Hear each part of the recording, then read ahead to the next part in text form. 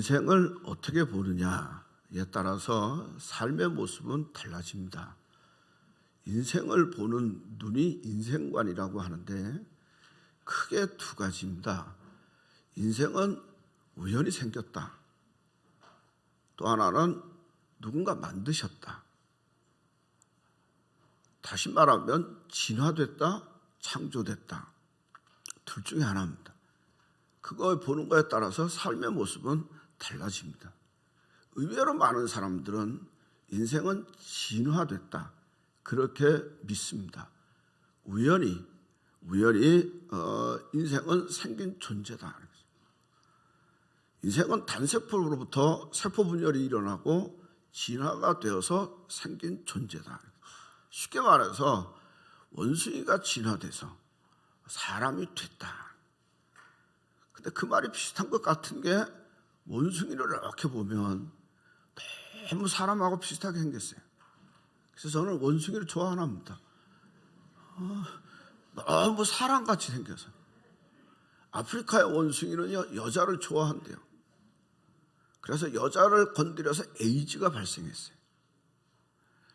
자, 이렇게 놓고 보면 우리는 원숭이를 보면 경배해야 돼요. 절해야 돼요. 조상이잖아요. 이렇게 놓고 보면 인생은 참 씁쓸합니다.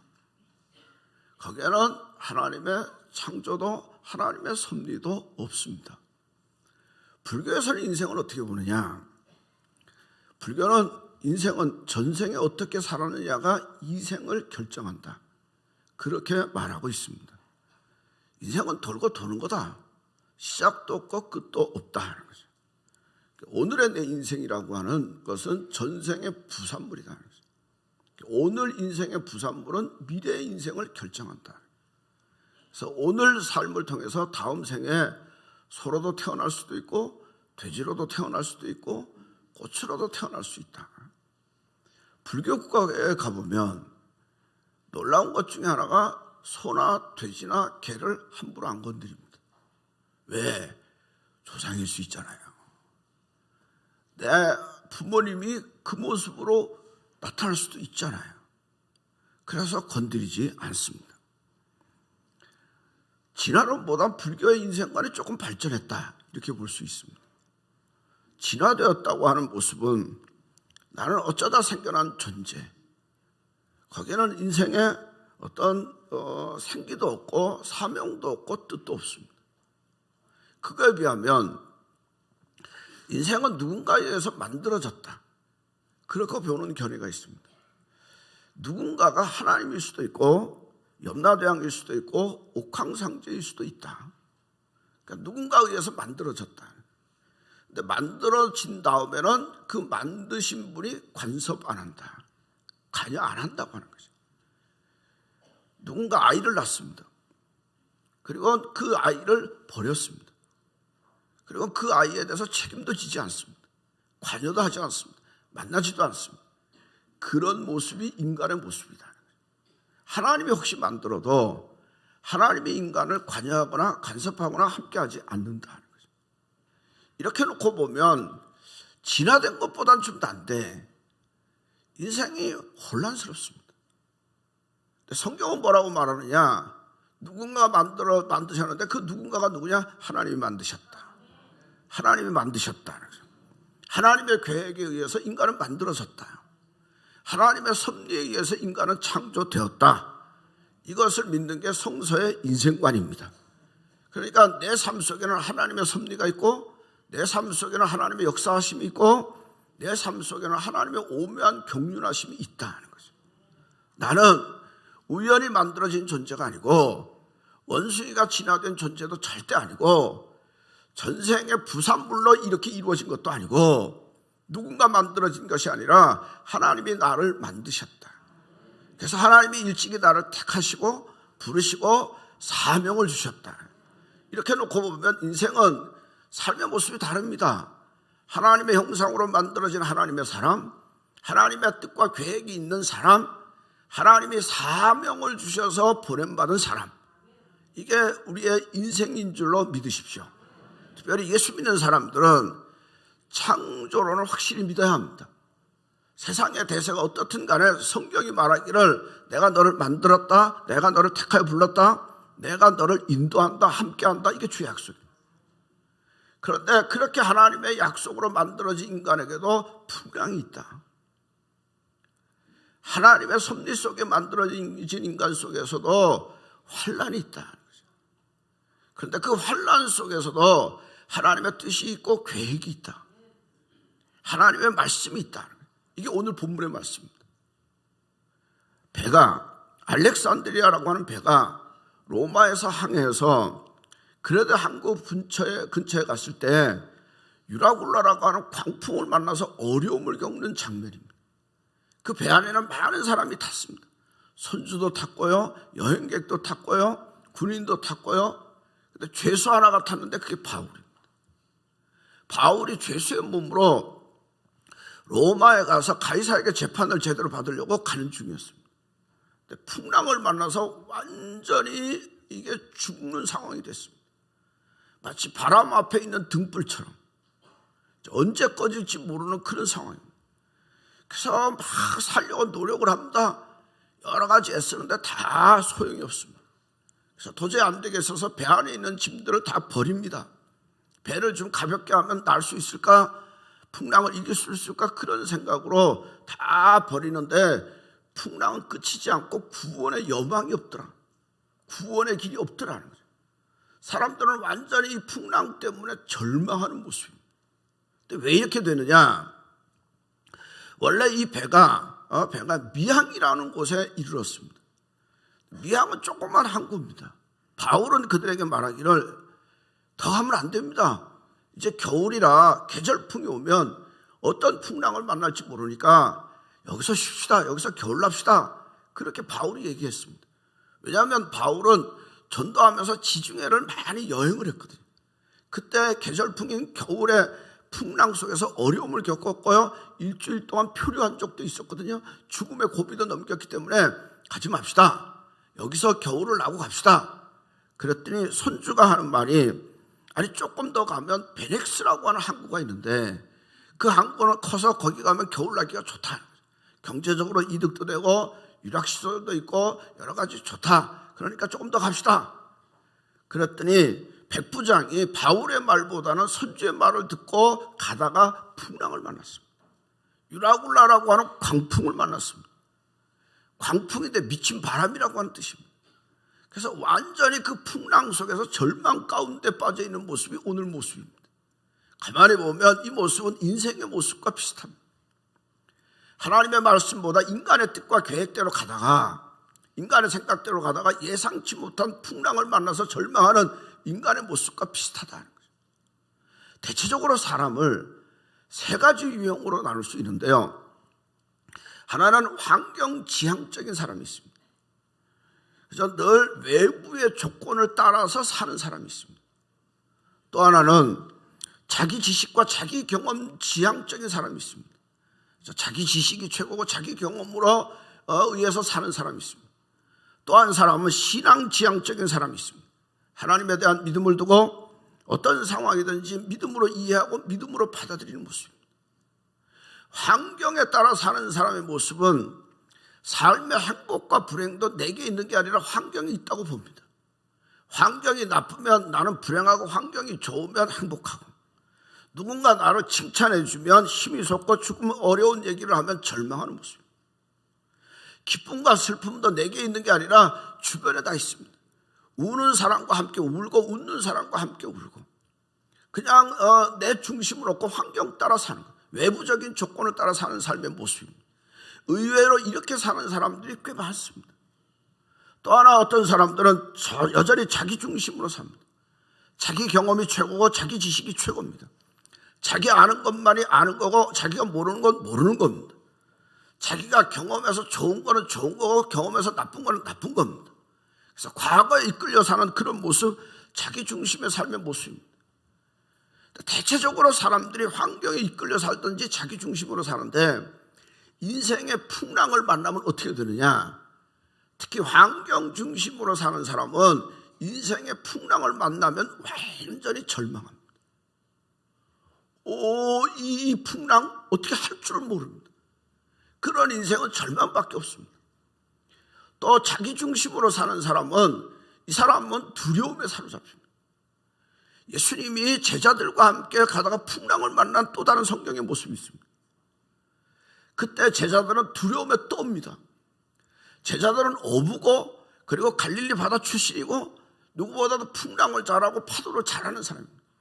그런데 큰 풍랑을 만났을 때 두려움에 떱니다. 왜 그런가? 내가 경험해 보지 못한 게 있거든요. 내가 알지 못하는 풍랑이 있거든요. 여러분, 인생을 바다라고 얘기합니다. 그리고 고난의 바다라고 얘기합니다. 바다를 놓고 보면 멀리서 보면 잔잔한 것 같아도 늘 출렁입니다. 그런데 출렁이는 게 작게 또 상식으로 보통적으로 출렁일 때는 괜찮습니다. 대단한 풍랑 가운데 출렁일 때가 있습니다. 집채만한 파도가 삼킬 때가 있습니다. 그때는요, 사람의 경험으로는 도저히 할 수가 없습니다. 왜 풍랑을 만난 제자들이 두려워하느냐? 내가 경험하지 못한 것들이거든요. 여러분, 인생을 살다가 보면 내가 경험하지 못한 풍랑들이 너무너무 많습니다. 지난 주간에 우리 교인 중에는 젊었는데 암이 생겼습니다. 수술을 했습니다. 작은 줄 알았더니 생각보다 크더라고 하는 거죠. 그래서 성공적으로 수술이 잘 됐습니다. 또 하나 우리 교인 중에 한 분은 시술하라. 시술이 뭔지 아시죠? 심장 이 시술 넓이. 수술이 아니고 시술하러 갔다가 의사들도 시술이 잘 됐다고 생각했습니다. 그리고 말하고 이제 나오려고 하는데 갑자기 심정지가 돼버렸습니다. 그래서 한밤중에 전화를 왔는데 제가 그 중환자실 면회할 수가 없어서 그 다음날 가보니까 의식이 없습니다. 몸은 움직입니다. 누구도 이런 일 당할 줄 아무도 모릅니다. 대체적으로 인생에 풍랑이 있다고는 생각하지만 이런 광풍이 불어올 줄은 아무도 모릅니다. 그래서 여러분, 우리가 사는 동안에 정말로 중요한 건 뭔지 아세요? 믿음입니다. 신앙으로 살아야 합니다. 환경에 의지하고 사는 게 아니고 내 중심으로 사는 게 아니고 하나님을 믿는 믿음으로 사는 게 중요합니다. 신앙이 이길 수 있습니다. 믿음이 있어야만 감당할 수 있습니다. 왜냐하면 큰 풍랑 속에서 하나님의 인도하심이 있는 줄로 믿고 하나님의 계획하심이 있는 줄로 믿게 되고 하나님이 해결할 줄로 믿는 믿음이 생길 줄로 믿습니다. 그래서 믿음으로 산다고 하는 게 참 중요합니다. 오늘 말씀에도 보면 사람들이 풍랑을 당하니까 반응이 우왕좌왕합니다. 그냥 연장을 내려놓고 그냥 쫓겨가더라. 그냥 흘러가는 거예요. 그런 다음에 낙심하더라. 구원의 여망이 없으니까 낙심하더라. 그리고 희망을 포기하더라. 인생에 사는 동안에 아무리 어려워도 희망이 있고 꿈이 있으면 괜찮습니다. 근데 희망까지도 포기하면 끝입니다. 이들은 풍랑 속에서 완전히 희망 끝입니다. 그런데 놀라운 거는 그때 하나님의 말씀이 증거돼요. 바울이 하나님의 말씀을 듣고 하나님의 말씀을 외쳐요. 그리고 그 하나님의 말씀대로 돼요. 여러분, 인생에 사는 동안 풍랑이 우리를 절망케 해도 하나님이 우리에게 희망과 소망을 주는 줄로 믿으시라. 하나님이 바울을 통해서 주시는 말씀이 두 가지예요. 첫째는 뭐냐? 두려워하지 마라. 두려워하지 마라. 내가 속한 하나님의 사자가 어젯밤에 내 곁에 서서 환난 당하는 그런 상황에 하나님이 내 곁에 서서 뭐라고 말하느냐? 두려워하지 마라. 바울은 이게 처음 경험이 아닙니다. 고린도에서 전도하며 어려울 때 하나님께서 바울에게 하신 말씀이 뭐냐? 두려워하지 말며 침묵하지 말고 말하라. 내가 전도하는데 어려움이 많이 있다고 할지라도 두려워하지 마라.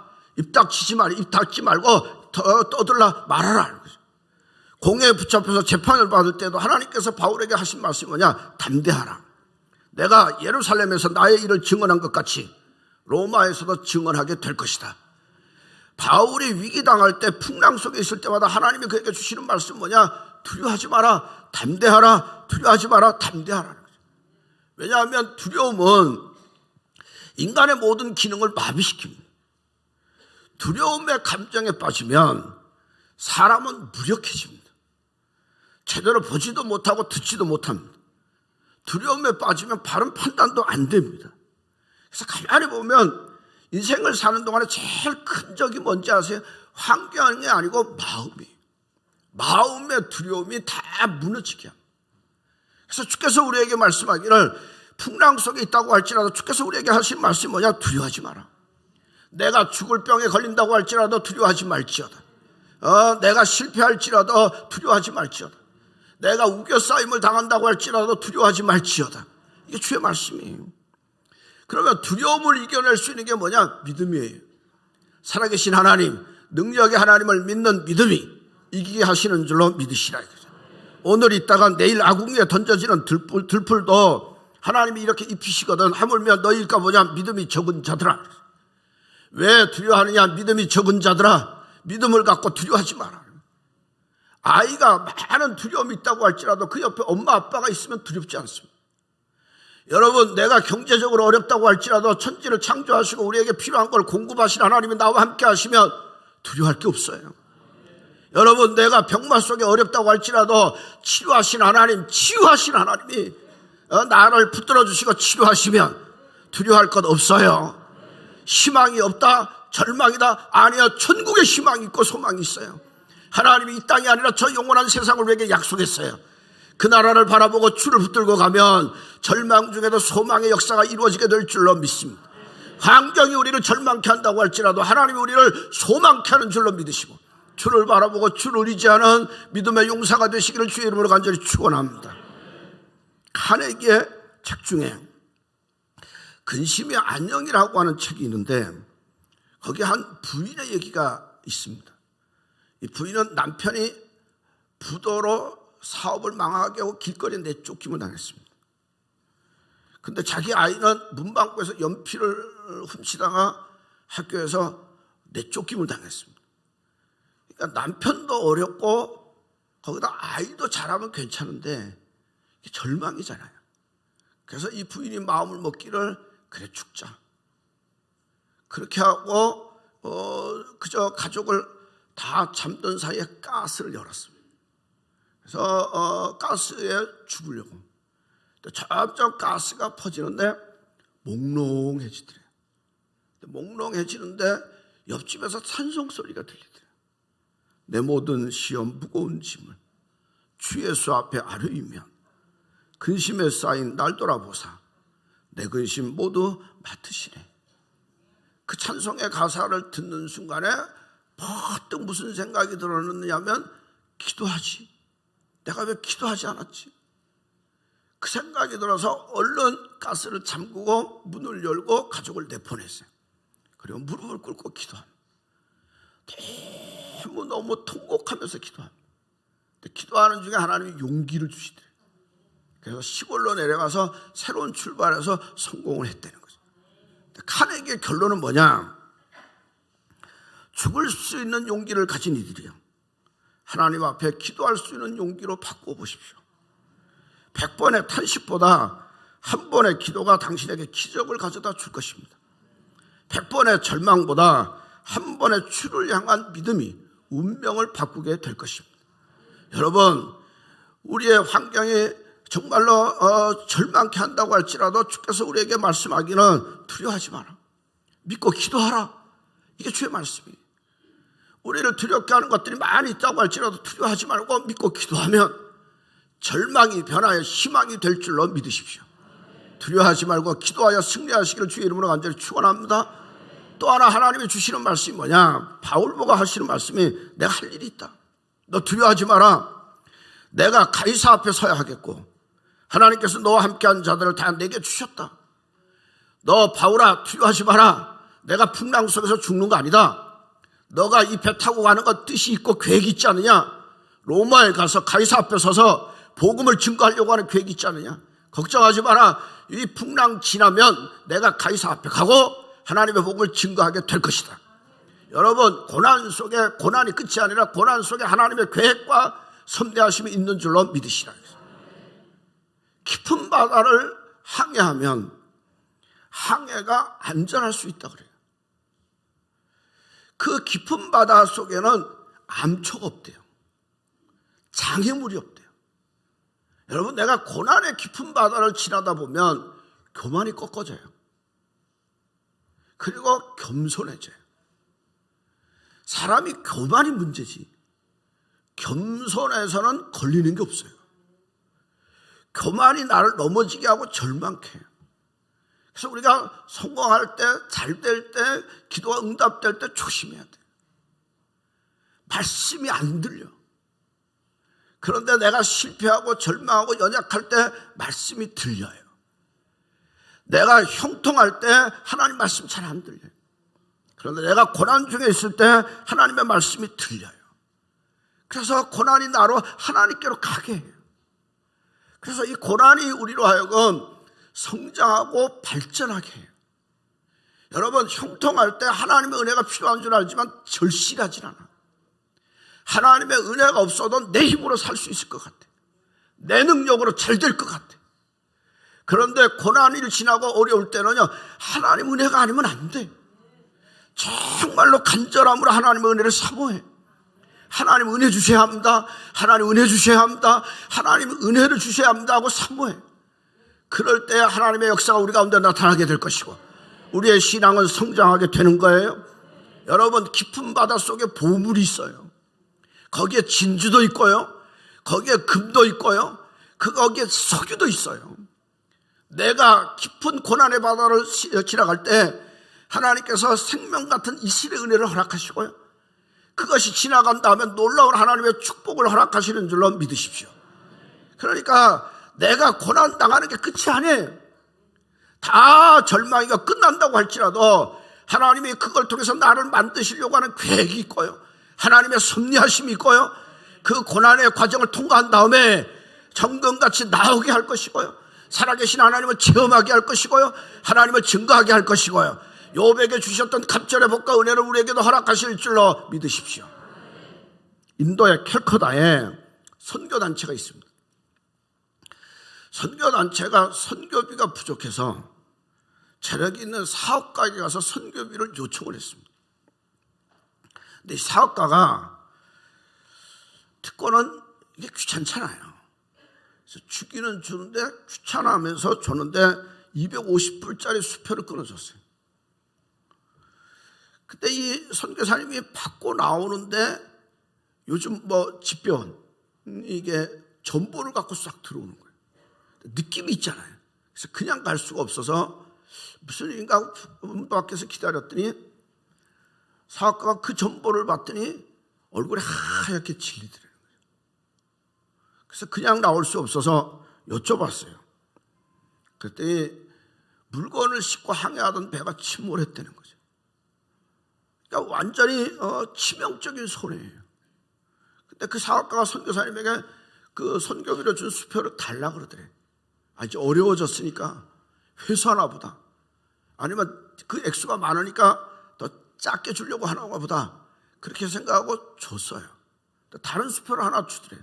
깜짝 놀란 거는 4배나 더 많게 써서 주더래. 그러면서 그가 이런 고백을 하더라는 거죠. 제가 받은 전보는 하나님의 경고입니다. 제가 요즘 하나님보다 세상을 더 사랑했습니다. 11조도 못 드렸고요, 주일 성수도 못 됐고요, 기도도 못 했습니다. 하나님보다 세상을 더 사랑했더니 하나님이 풍랑으로 배를 침몰하게 했습니다. 나는 하나님께로 돌아가야 합니다. 내가 회개의 표시로 이것 드립니다. 여러분, 우리가 인생을 사는 동안에 풍랑이 우리를 절망케 하지만 그 속에 하나님의 메시지가 있어요. 하나님이 나에게 두드리는 하나님의 음성이 있어요. 그 음성을 듣고 하나님께로 돌아가면 주께서 더 놀라운 은혜와 축복을 더하여 주실 줄로 믿으십시오. 주를 의지하십시오. 주만 바라보십시오. 기도하십시오. 승리하시길 바랍니다. 절망이 희망으로 바뀌어질 것이고 풍랑이 변하여 하나님의 놀라운 역사와 축복이 임하게 될 줄로 믿으시면 아멘.